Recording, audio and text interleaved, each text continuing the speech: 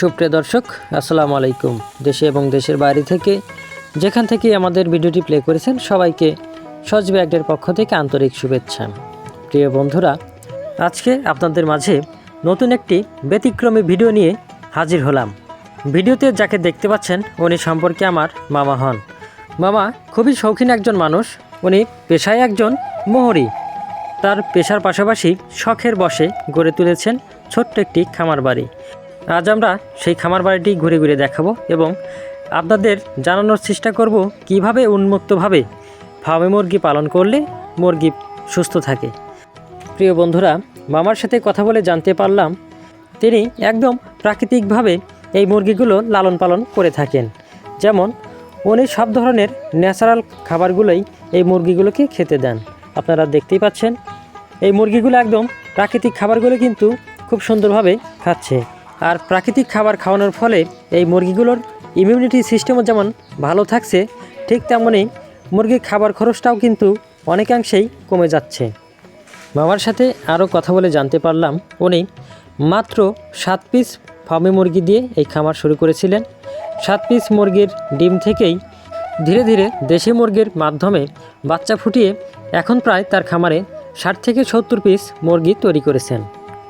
দেখতেই পাচ্ছেন বন্ধুরা, এই মুরগিগুলো কতটা চঞ্চল। যেহেতু এই মুরগিগুলো একদম প্রাকৃতিক খাবারগুলো খায়, তার জন্য এদের ইমিউনিটি সিস্টেমও অনেক ভালো। আরও জানতে পারলাম এই মুরগিগুলোকে খুব একটা ওষুধই তিনি ব্যবহার করেন না, যার ফলে এই মুরগি পালনে ওষুধ খরচটা একদম হয় না বললেই চলে। তবে আমি সাজেস্ট করব আপনারা যারা খোলা অথবা আবদ্ধভাবে ফার্মে মুরগি পালন করেন তারা অবশ্যই এই মুরগিগুলোকে মাঝে মধ্যে জিঙ্ক এবং ক্যালসিয়াম এর পাশাপাশি পিএইচ খাওয়াবেন। এতে মুরগির 90% রোগব্যাধি দূরে থাকবে আর মুরগি একদম সুস্থ সবল থাকবে। ফার্মে মুরগির সাথেই কিন্তু তিনি তৈরি করেছেন কবুতরের জন্য কিছু জায়গা, আর সেখানে অসংখ্য কবুতর তিনি পালন করেন। নিজ হাতেই কিন্তু সেই কবুতরের খাবার দাবার তিনি দিয়ে থাকেন। প্রিয় বন্ধুরা, আপনারা দেখতে পাচ্ছেন খুব সুন্দরভাবে এই কবুতরের ঘরটির ডিজাইন করা হয়েছে, যেন খাবার দাবার সহ যাবতীয় কাজকর্ম যেন খুব সহজেই করা যায়। আর প্রতিদিন এই ঘরে কিন্তু একদম ফ্রেশ পানি দেওয়া হয়, যেন ফ্রেশ পানি খেয়ে কবুতর সুস্থ থাকে।